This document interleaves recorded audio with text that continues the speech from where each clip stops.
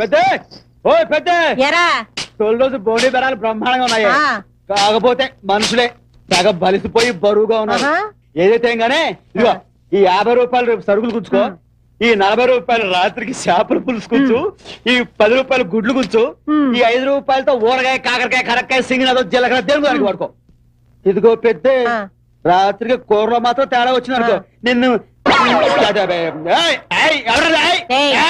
ఏంటది? ఏంటి వెనకాల ఏంటి? వెనకాల ఏముంటాయి? చేతులు. చేతులు నాకు తెలుసురా. ఆ చేతిలో ఏంటి? చేతులు ఏముంటాయి? రేఖలు ఉంటాయి. ఏది చూపించు. అయ్యి బాబోయ్, ఏంట్రా?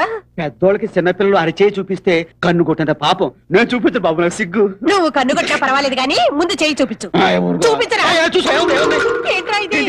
నీ చేతికి 9 వేలే ఉన్నాయేంటి? 10 ఉండాలి.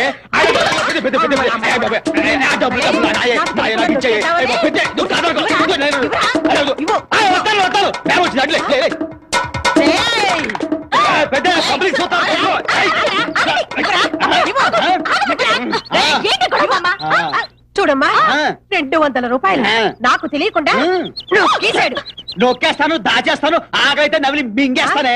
ఇది ఆ పిక్కల కష్టమే. సంసార్ నీ కష్టమా?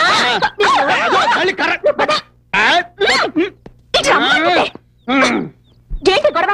పెద్దాము కదా, ఆమెకు 200 ఇస్తే పోయేదేంటి? అది కాదు నర్సు. నువ్వు మళ్ళీ ఎక్కలేవా, తొక్కలేవా, సంపాదించలేవా?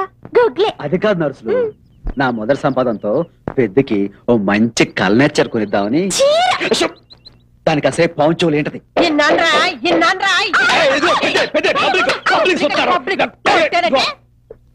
అది కాదు నర్సం పిల్ల, క్రితం సంక్రాంతి కనగా కొన్నాను అడిగి జత బట్టలు.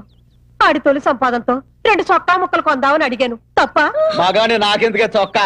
ఒంటి మీద గుడ్డ లేకపోయినా ఏరో బావులో ఉంటది బాడీ. ఇదిగో వయసు అయిపోయింది, నీకు కావాలి సీర. కాదురా, నువ్వే చొక్కా కొనుక్కో. సీర కొనుక్కోవే.